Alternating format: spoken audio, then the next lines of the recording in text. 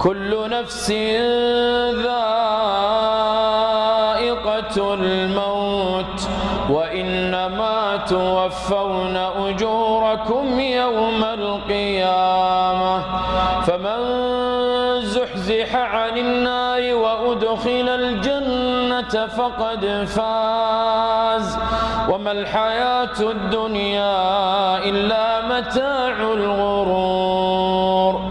كل نفس ذائقة الموت، لكل أجل كتاب. لابد من النقلة أيها الأحبة من هذه الدنيا إلى الآخرة. كم سمعنا من الأخبار، فلان مات وجارنا القريب مات وفلانة ماتت وصاحبنا مات، وأنا وأنت سنكون خبر من الأخبار في يوم من الأيام. كل من عليها فان ويبقى وجه ربك ذو الجلال والإكرام. خطبت الجمعة في يوم من الأيام في مسجد من المساجد، وبعدما انتهيت من الخطبة نزلت وشرعت في الركعة الأولى، ثم قمت وشرعت في الركعة الثانية لما بلغت أيها الأحبة في سورة الفاتحة في قول الله جل وعلا: إياك نعبد وإياك نستعين، إياك نعبد وإياك نستعين. هنا أيها الأحبة سقط رجل في وسط المسجد، وأكملت الصلاة وسلمت، ولما سلمت يا إخوان أخذت الميكروفون، وكان الرجل بعيد عني في منتصف المسجد والمسجد كبير، وبدأت أقول يا إخوان، لأن الناس ازدحموا على هذا الرجل الذي سقط في وسط المسجد، قلت لهم ابتعدوا عنه، أعطوه هواء، خلوا الهواء يصل إليه، لعله مكتوم، لعله كذا.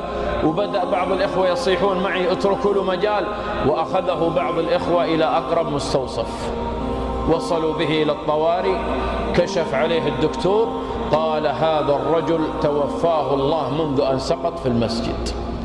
يوم الجمعة يا إخوان وهو متوضئ، يوم الجمعة وهو مغتسل، يوم الجمعة وهو واقف بين يدي الله.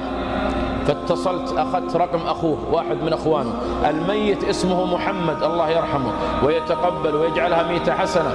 فاتصلت على أخوه خالد، قلت يا خالد أسألك بالله، هذا الرجل تعنى من بعيد وجاء يصلي معي في مسجدي الجمعة، فلا يغسل أحد إلا أنا. حرصت على أن أغسل هذا الرجل، وبالفعل غسلته معي بعض الإخوة. وبعدين يا أخوان ذهبت إلى العزاء وأخذت خالد على جنب، قلت له يا خالد أسألك بالله، ما هو أرجى عمل ترجوه لأخيك أن يموت هذه 100 حسنة؟